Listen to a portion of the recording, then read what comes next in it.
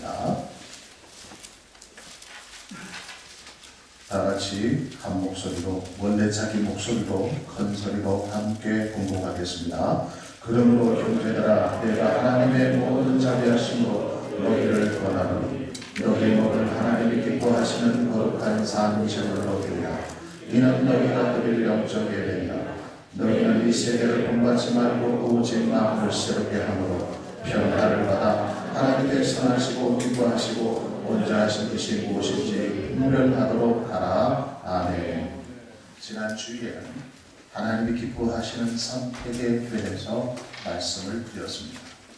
아브라함의 선택은 갈등 구조가 아니라 평안, 상봉을 선택했습니다. 그의 선택은 자기 자신의 이익을 위한 선택이 아니라 자신의 모든 기득권을 포기하는 희생적인 선택이었습니다. 그러나 롯의 선택은 인간적이었고 세상적이었으며 이기적인 선택이었습니다. 오늘은 하나님이 기뻐하시는 평화에 대해서 말씀을 드리겠습니다.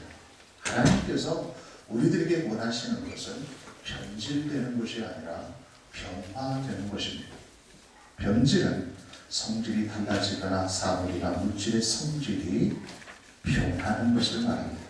보통 부정적으로 변화되는 것을 보고 변질되었다 그렇게 말을 합니다. 변화는 모양이나 성질이 바뀌어 달라지게 되다는 긍정적으로 변화된 것을 말합니다.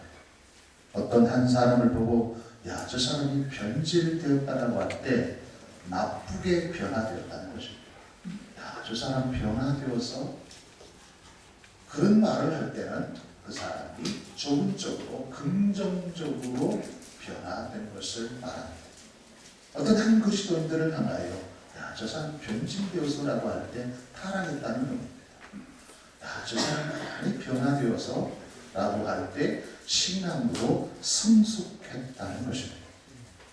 하나님께서 우리에게 원하시는 것이 무엇일까요?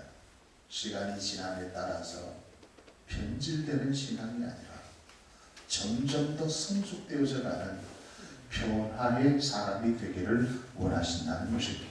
그렇다면 하나님이 기뻐하시는 변화의 삶을 살기 위해서는 어떻게 해야 합니까? 오늘 본문 2절 말씀에 보니까 이렇게 말씀합니다. 너희는 이 세대를 본받지 말고 오직 마음을 새롭게 함으로 변화를 받아 하나님의 선하시고 기뻐하시고 온전하신 뜻이 무엇인지 분별하도록 하라.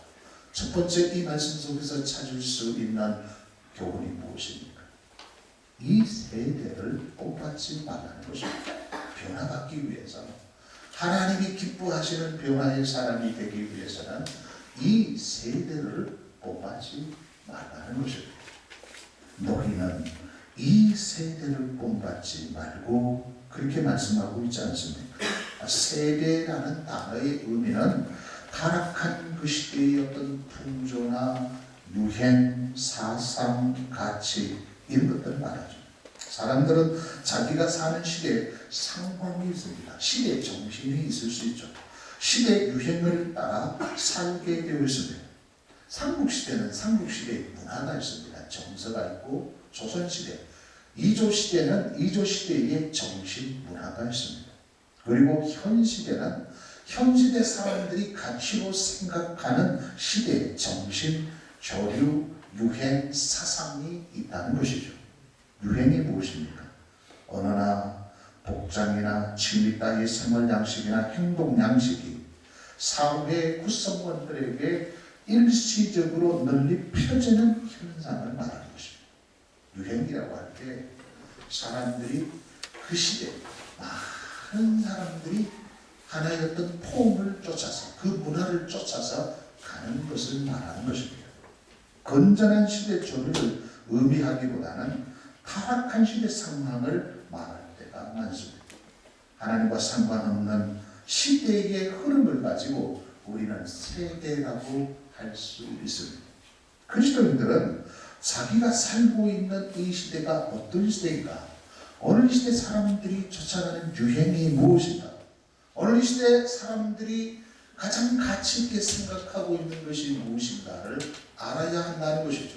그래야만이 그 세대를 본받지 않을 수 있다는 것입니다.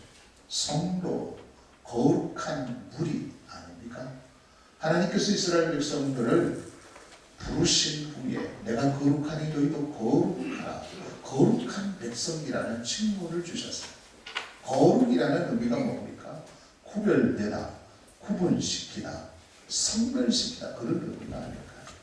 세상에서 부르심을 받은 사람을 가지고 교배라고 얘기합니다. 성도라고 얘기를 한다는 것이죠. 그렇다면 우리가 성도고 우리가 그리스도인이고 우리가 하나님의 거룩한 백성이라고 한다면 성별시켜야, 구별시켜야 한다는 것이죠. 이 세대에서 우리는 구별된 모습이 있어야 된다는 것입니다.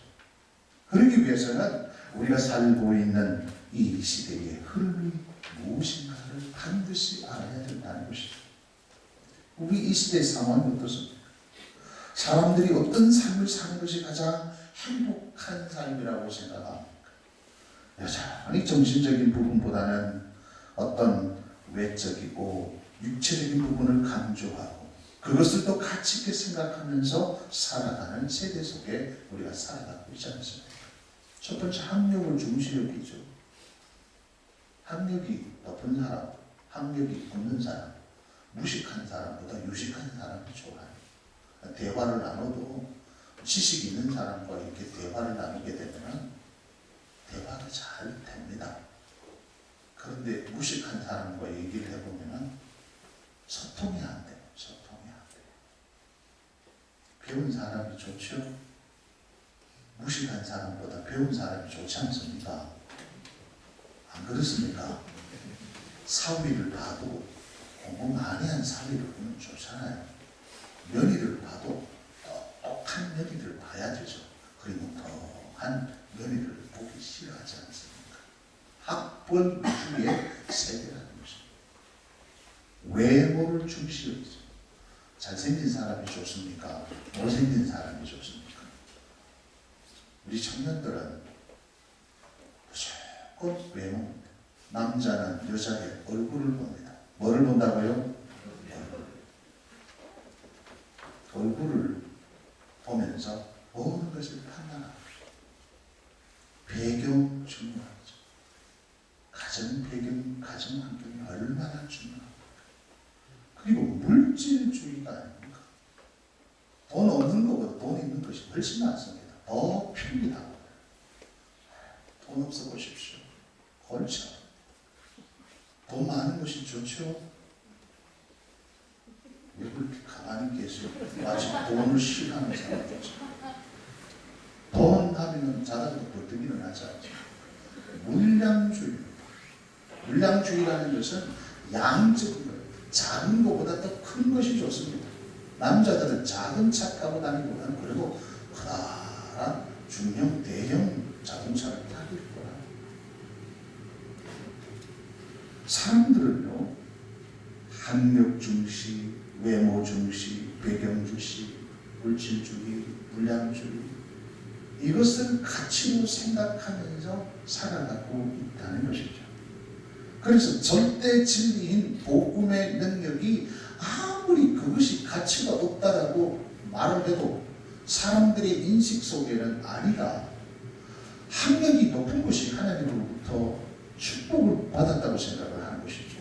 못생긴 것보다 잘생기고 배경이 좋고 자꾸 물질이 점점 많아지고 점점 커지는 것이 하나님의 축복이라고 생각을 한다는 것입니다. 예수 믿고 부자가 되는 것이 하나님의 축복입니다.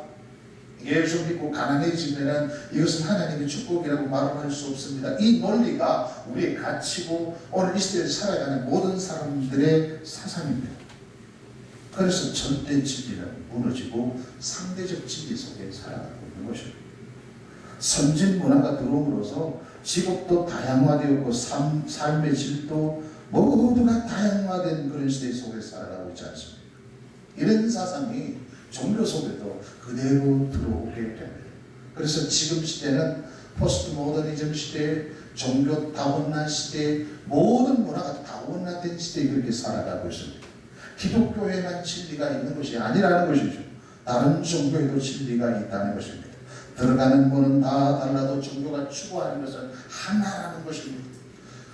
유교에서 말하는 인, 불교에서 말하는 자비, 우리 기독교에서 말하는 사랑, 이 모두가 일맥상통하다는 것입니다. 동일한 목적을 향해서 가고 있다는 것이죠. 그래서 세상 사람들을 얘기합니다. 왜 너희 기독교만 옳다고 얘기하느냐? 너희 기독교만 선택해야만이 구원이 있다고 말을 하느냐? 그렇게 주장을 하게 됩니다. 굉장히 설득력이 있습니다. 왜냐하면 시대 정신이 그렇기 때문에 그렇습니다. 사람들의 사상이 유행이 그렇기 때문에 그렇습니다. 그래서 작년에 부산에서 WCC 세계대회를 열지 않았습니다. 불교의 스님도 참석하고 원불교의 스님도 참석하고 카톨릭 신부도 참석하고 저 아프리카 한 원주민들이 정령 숭배하는 거기에는 사제도 와가지고 같이 예배를 드리고 우리는 다 하나님 안에서 같은 정신을 가지고 있다. 종교는 달라도 결국에는 우리는 하나를 향해서 나아가고 있다. 팔공산에 올라갈 때는 한 길로만 올라가는 것이 아니고 수택골로도 올라갈 수도 있고 저 뒤에 은혜사로 올라갈 수도 있고 저 뒤에 폭포골로도 올라갈 수 있다. 그러나 어떤 길을 올라가든지 간에 정상으로 올라가는 똑같다. 이것을 믿습니까? 이런 시의 배경은요, 사실 로마 후기 시대 상황과 같습니다. 로마의 정신이 무너지고 다양화된 문화와 종교로 말미암아 로마가 서서히 쇠퇴하기 시작했습니다.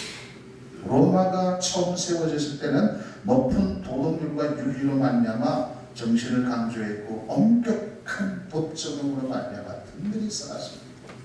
그래서 정부가 하는 일을 최근 백성들은 신뢰를 했습니다. 왜냐하면 양심을 바탕으로 해서 정의로 법을 세워나갔기 때문에 그렇습니다. 그러나 로마는 시간이 지남에 따라 그 정신이 서서히 사라지고 부패하기 시작합니다. 왜 그렇습니까? 로마가 세계를 정복하면서 그 나라의 문화를 그대로 받아들입니다. 그 나라의 종교도 그대로 받아들입니다. 왜냐하면 그것을 인정해 줘야만이 식민지 나라 사람들에게 충격을 받을 수 있기 때문에 소위 말해서 오픈을 다 하는 것입니다. 오픈을 다. 한 가지 약속만 지키면 됩니다.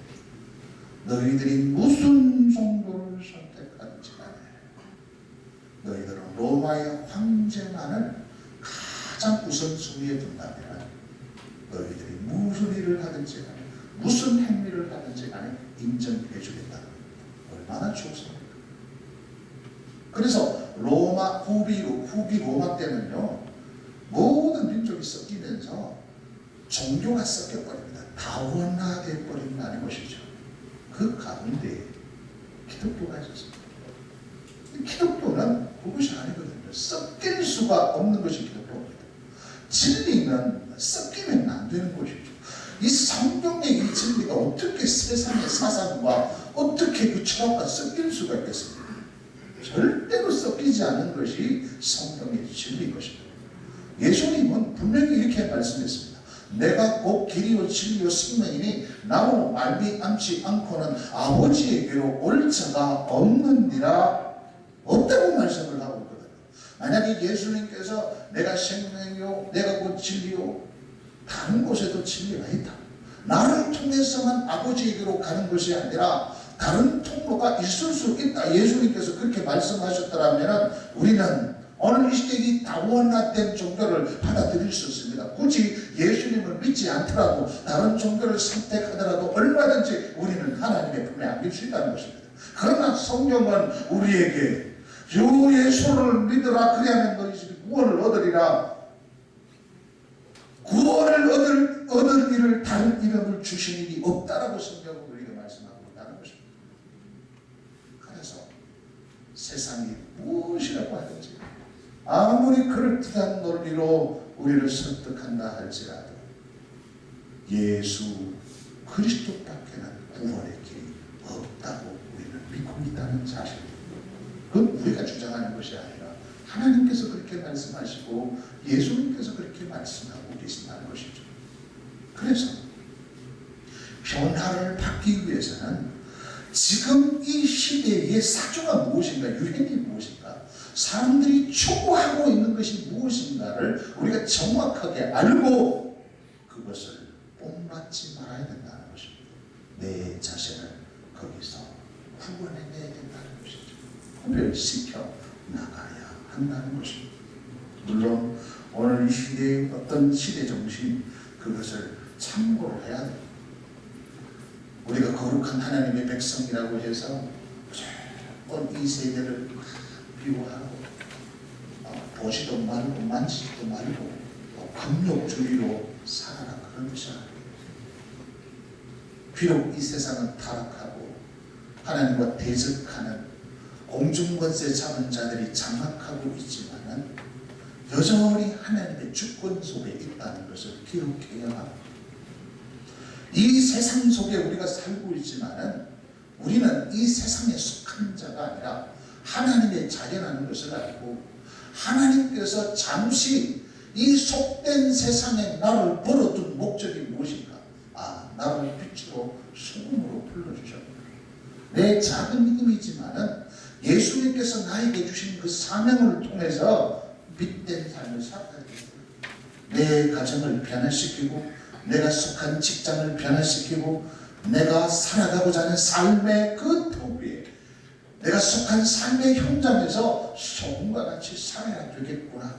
세상에 물들지 아니하고 이 세대를 본받지 아니하고 하나님께서 내게 준 사명을 깨닫고 그 사명을 가슴에 두고 그것을 향하여 내가 살아야 되겠구나. 그게 그리스도인의 삶이라는 것입니다. 그렇게 될 때 성령이 우리 속에서 자꾸 우리를 변화시켜 나간다는 것입니다. 그래서 우리 그리스도인들은 자기가 살고 있는 그 시대 상황을 지도를 보는 것처럼 확실히 붙들고 있어야 하는 것입니다. 마치 내비게이션을 보고 목적을 따라서 가는 것처럼 우리는 그 하나님이 지시하는 그 방향을 향하여 우리는 이 세계를 본받지 않고 부르심의 소망이 무엇인가를 알고 그 목표를 향하여 뚜벅뚜벅 걸어가는 것입니다. 그런데 두 번째로 오직 마음을 새롭게 함으로 변화를 받아라 그렇게 말씀을 하고 있거든요. 변화는 어디서부터 시작되는가 하면 마음에서부터 시작됩니다. 변화는 어디서부터 시작된다고요? 마음에서부터 시작됩니다. 모든 신앙의 출발은 마음입니다. 우리가 말하고 우리가 행동하는 모든 뿌리가 어딘가 하면 마음이에요. 마음. 우리 마음이 결정했기 때문에 오늘 교회인 것입니다. 마음이 결정하지 않으면 교회 올 수 없어요. 내 생각을 결정하지 않으면 교회 올 수 없다는 것입니다. 그래서 모든 행동의 뿌리는 마음입니다. 내가 말의 뿌리도 마음이에요. 어떤 사람은 내 마음이 없이 말을 했습니다 라고 말을 하는 사람이 있습니다. 거짓말입니다.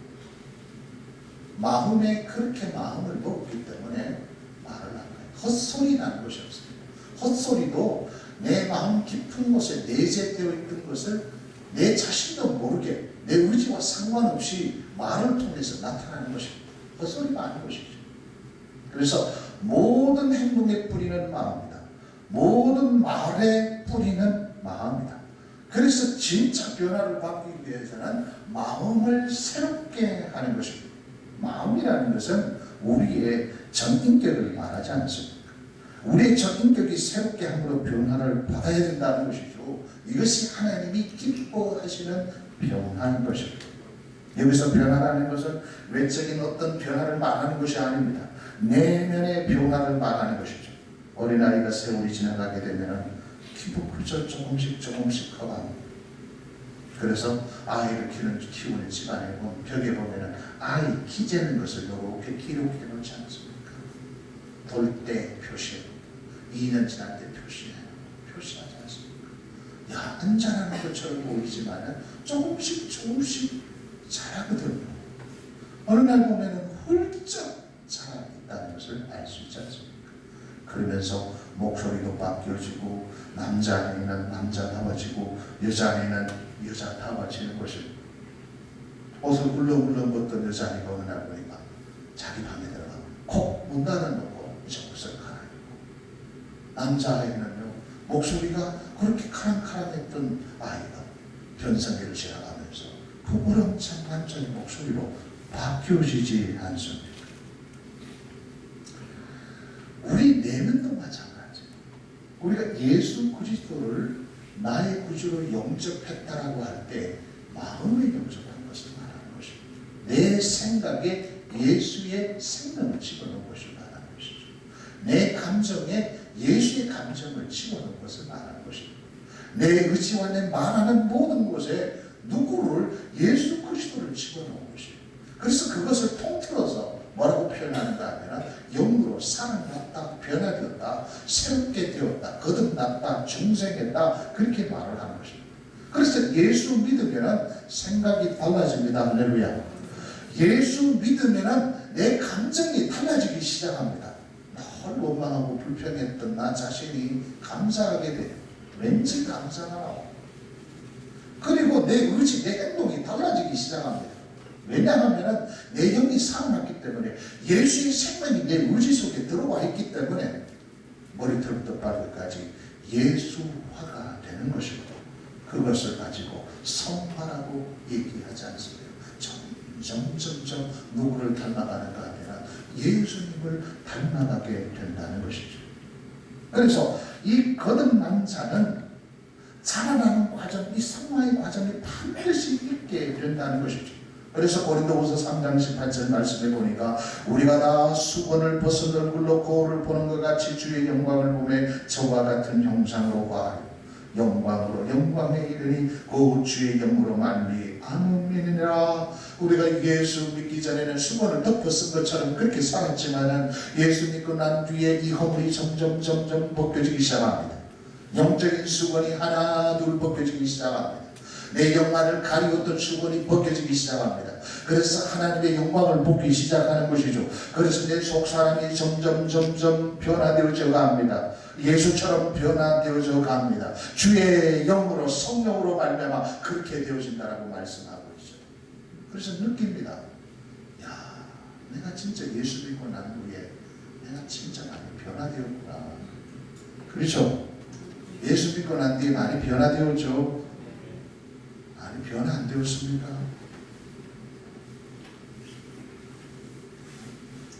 베드로후서 1장 4절에서 8절 말씀해 보면 이로써 그 보배로 꽃이 그렇게 큰 약속을 우리에게 주사 이 약속으로 말미암아 너희로 정욕을 인하여 세상에서 썩어질 것을 피하며 신의 성품에 참여하는 자가 되게 하려 하셨어요.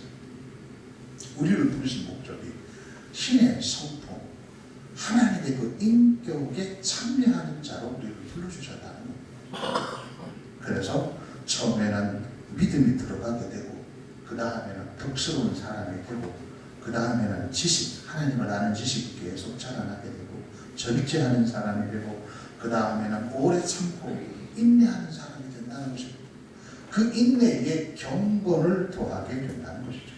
그 경건의 능력이 어떻게 나타나는가? 형제 사랑으로 나타나게 되며 결국에는 진짜 하나님을 원하시는 아가페의 사랑을 공급하는 자가 된다는 것입니다. 이게 예수 믿는 사람의 특징이라고 할 수 있는 것이죠. 그래서 늘 마음에 변화가 일어난다는 것입니다. 생각이 바뀌어진다는 것을 자꾸 알게 돼요. 야, 내 생각이 진짜 많이 변했구나.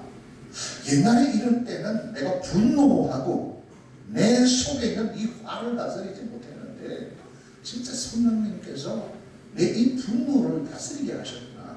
이 화를 해결할 수 있는 능력이 나에게 주셨구나라는 것을 깨닫게 된다는 것입니다. 가장 많이 변하는 사람은 예수님의 제자 중에 가장 많이 변화된 사람이 아마도 베드로입니다. 베드로는 타협질 성격의 사람이 아닙니다. 항상 예수님께서 질문할 때 가장 먼저 대답한 사람은 베드로였습니다. 낯설기를 좋아하고 행동보다는 말이 앞섭니다. 그 타협질 사람이었습니다. 그가 베드로후서 3장 18절 마지막 결론 이렇게 내렸어요. 오직 다 같이 따라하겠습니다. 오직 우리 주 곧 구주 예수 그리스도의 은혜와 저를 아는 지식에서 자라가라. 예수 그리스도의 은혜와 저를 아는 지식에서 계속 자라가라. 그렇게 말씀하고 있다는 것입니다. 여기서 자라가라는 것은 왼쪽으로 자꾸 자라가라 그런 의미가 마음이 점점 거룩해지다는 것입니다. 성막 예수님처럼 닮아가라. 계속 예수님처럼 계속 자라가라는 그런 말씀입니다. 그래서 우리가 예수 믿고 변화가 없다라는 것은 바로 인격의 변화, 성품의 변화를 말하는 것입니다. 그런데 우리는 자꾸 종교적인 어떤 폼, 종교적인 어떤 틀, 그런 것을 가지고 사람을 판단할 때가 많습니다. 예를 들자면 이렇습니다. 야, 저 사람이 예수 믿기 전에는 술을 많이 먹었는데 술 먹지 않더라. 저 사람 골초에서 하루도 담배를 막 새같이 피웠던 골초에서. 그런데 예수 믿고 난 뒤에 참 담배를 피우지 않아. 저 사람 교회 열심히 다니고 있어. 저 사람 헌금을 얼마나 철저히 하는지 몰라. 저 사람은 새벽기도 빠짐없이 찬성하는데 저 사람은 얼마나 충성 봉사하는지. 회사 마치고 나면 교회에 가서 교회계를 도맡아서 해. 이게 종교적인 어떤 행위를 말하는 것이거든요. 예수 믿고 난 뒤에 우리의 외적인 이런 모습은 자연스럽게 달라집니다. 이게 성적인 변화라고 할 수 있습니다. 그러나 이것 가지고 그리스도인의 표준으로 삼으면 안 된다는 것이죠. 이것은 자연적으로 나타나는 하나의 결과입니다. 열매입니다. 중요한 것은 무엇인가 하면 마음의 변화가 일어나야 된다는 것이죠. 자, 보십시오. 다시 예를 들겠습니다. 교회 가기 싫은데 그래도 내가 교회 집사인데 억지로 교회를 갈 수도 있어요. 그렇죠? 오늘 추운 날씨 가운데 집에 있으면 좋겠는데 그래도 내가 교회 가야지. 체면으로 교회를 오고 싶다는 것입니다. 그리고 나도 이 교회에서 참 그래도 수십 년 신앙생활을 했는데 이 정도는 해야 되지. 체면으로 공부할 수도 있어요. 또 앞으로 임직자 선출한다고 하는데 새벽기도 나가야 안 되겠나 해가지고 새벽기도 나갈 수 있다. 그것을 사람의 눈은 속일 수가 있습니다. 저 사람 요즘 열심히 기도 생활하는구나. 저 사람 열심히 충성하고 봉사하고 있구나. 사람의 눈을 속일 수 있어도 성령의 그 눈, 하나님의 눈, 예수님의 눈을 속일 수 없다는 것입니다. 그러나 우리의 마음의 변화가 일어날 때 나 같은 죄인 살려주신 하나님의 그 은혜, 정말로 이렇게 어려운 시대에 하나님께서 함께해 주셔서 이렇게 살 수 있게 해주신 하나님의 그 놀라운 사랑, 우리의 가정을 돌아볼 때 하나님께서 베푸신 그 은혜에 감사해요. 하나님의 그 놀라운 사랑과 은혜를 생각하면 이 마음 깊은 곳에서 감사가 나올 수밖에 없다는 것이죠. 십자가만 바라보도 그 예수님의 그 놀라운 사랑과 은혜가 내 뼈속까지 스며들었다는 것입니다. 그리고 성령의 그 조명을 따라서 내가 하나님 앞에 얼마나 허물투성인가를 깨닫게 된다는 것이죠. 그래서 그 사랑, 그 은혜에 감격하여 하나님 앞에 나와서 기도할 수밖에 없고, 내게 베풀어 주신 하나님의 그 은혜 때문에 내가 하나님 앞에 헌신할 수밖에 없는 그 종교적 폼으로 나타난다면 하나님이 얼마나 기뻐하시겠느냐 하는 것입니다. 그래서 변화의 가장 중요한 출발은 우리의 마음이라는 사실입니다. 마음이 멀어지면 다 멀어지는 거예요. 그러나 어떤 환경 속에 있든지 간에 내 마음이 변하지 아니하면, 당신을 향한 내 마음이 조금도 변화되지 않으면, 변질되지 않으면 그 사랑은 지속되는 것입니다. 그러나 마음이 멀어지면 아무리 좋은 환경에 있다 한다 할지라도 싫습니다. 돈을 갖다 줘도 싫어요. 아무리 맛있는 음식을 갖다 줘도 내 마음이 불편하면 그 사람이 싫어지기 시작하는 것입니다. 하나님도 마찬가지. 내 상황이 비록 힘들고 어렵다는 사실, 주님의 그 사랑이 내 속에 햇빛처럼, 일정한 빛처럼 내 속에 비춰지는 그 사랑의 그 감격이 내 속에 있다면 환경이 무엇이 문제일까요?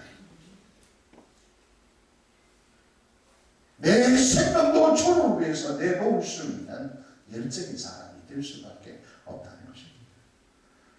그래서 성경은 우리를 향하여 마음을 새롭게 하라, 변화를 받으라고 말씀하고 있습니다. 마음부터 변화되시기를 예수님의 이름으로 축복합니다. 하나님을 향한 그 마음의 변화가 일어나야 된다는 것이죠. 그 다음에 세 번째 2절 하반절 말씀을 보니까 하나님의 선하시고 기뻐하시고 온전하신 뜻이 무엇인지 분별하도록 하라. 하나님의 뜻을 분별하는 것이 하나님이 기뻐하시는 변화의 삶입니다. 우리의 삶의 계획과 의도는 아무리 그것이 좋은 것이라 할지라도 완전한 계획이라고 말할 수 없습니다. 그러나 우리를 향하신 하나님의 뜻은 완전한 선이 되시고 완전한 기쁨이 되시고 완전한 계획이 되시는 것입니다. 우리가 주기도문을 할 때 하나님의 이름이 거룩히 여김을 받아달라고 첫 번째 기도하지 않습니까? 그 다음 기도가 뭡니까? 하늘에서 이루어진 뜻이 이 땅 가운데 이루어지게 해달라고 두 번째 기도하지 않습니까?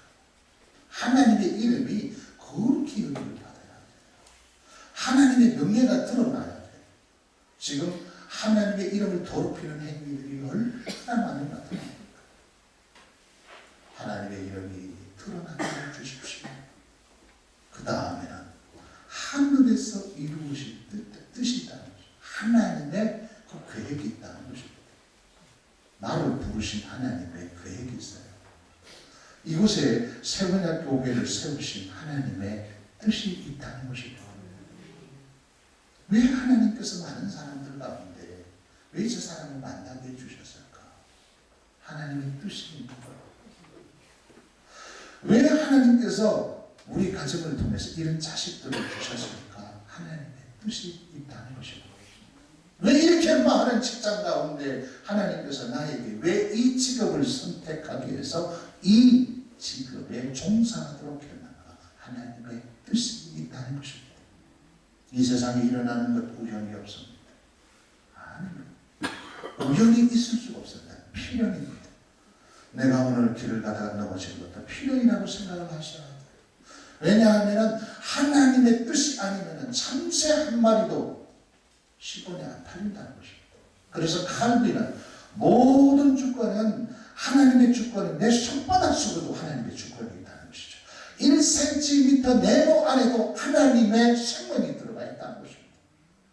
나를 하나님의 자녀로 불러주셨는데 내가 인생을 살아가면서 나에게 일어나는 크고 작은 사건이 어떻게 우연이라고 생각할 수가 있겠습니까?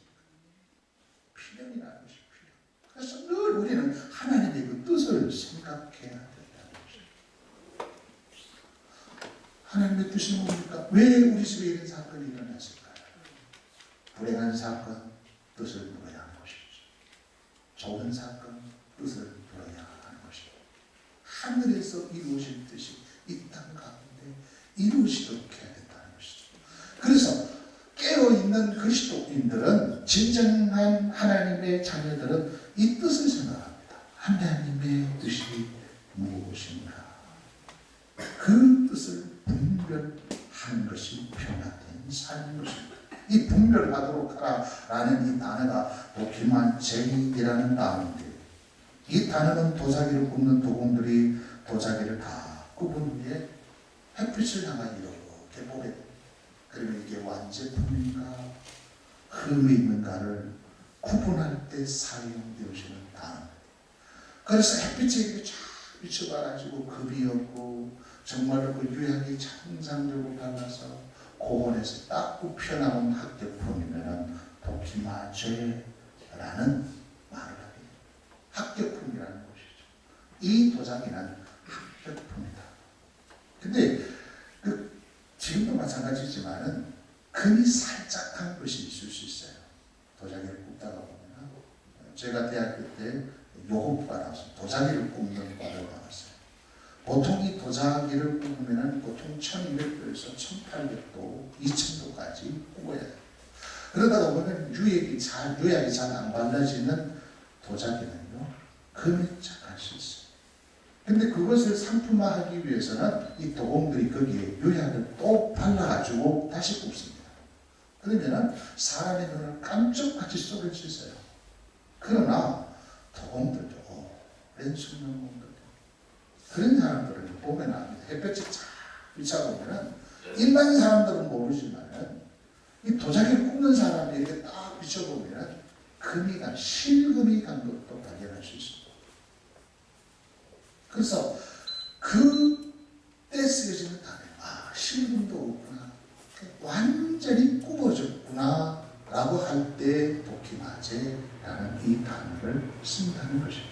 그래서 우리 그리스도인들은 진짜 하나님의 뜻을 분별해내는 수 있는 능력이 있어야 된다는 것입니다. 이것이 진짜 하나님의 뜻이구나, 하나님께서 하늘에서 계획하신 그 뜻이구나, 그것을 발견할 때 우리는 어떤 불의 앞에서도 당당할 수 있습니다. 왜? 하나님의 뜻이기 때문에 그렇습니다. 그래서 누군가 무슨 말을 하든지 간에 그 길로 걸어가게 된다는 것입니다. 하나님의 뜻이 있는 마음에 인간의 뜻이 있을 수가 있어요. 그리고 사탄의 관계가 있을 수 있습니다. 우리는 매일매일 이것을 분별해낼 수 있어야 돼요. 인간의 뜻인가, 사탄의 방해인가, 하나님의 뜻인가, 이것을 우리는 분별할 수 있어야 하는 것입니다.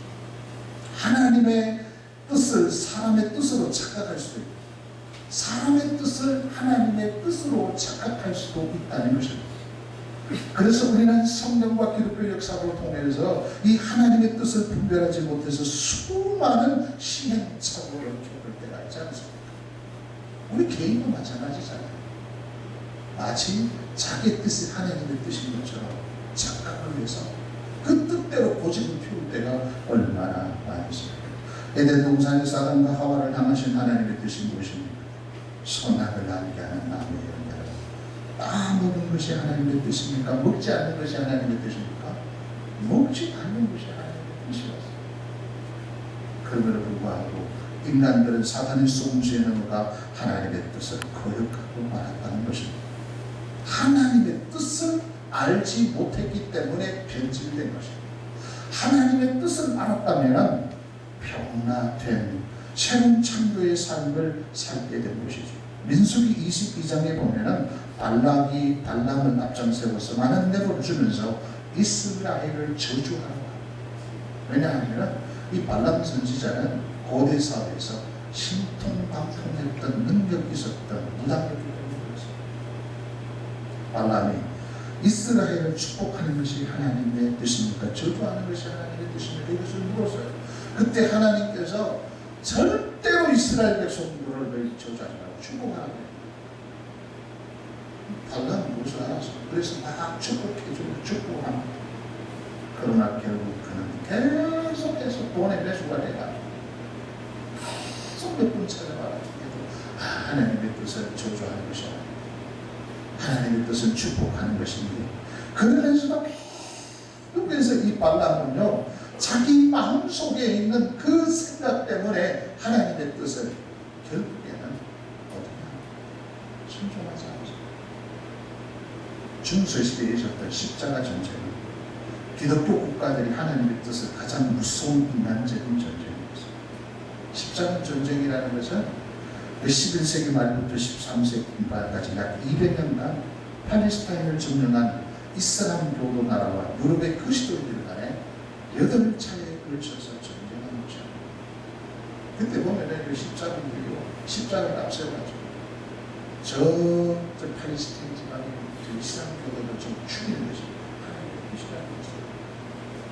4차 때 보면은 그 어린 아이들, 청소년들을 모아가지고 십자군 전쟁에 투입합니다. 하나님의 뜻이라고. 하나님의 뜻이 저 청소년들, 어린 아이들을 세워가지고 전쟁을 이렇게 승리케 한다는 거죠. 그런 어떤 굴복된 역사가 있다는 것입니다. 오늘날 회교국가인 중동 지방의 나라들과 기독교 국가들인 유럽과의 단속이 이때부터 시작된 것입니다.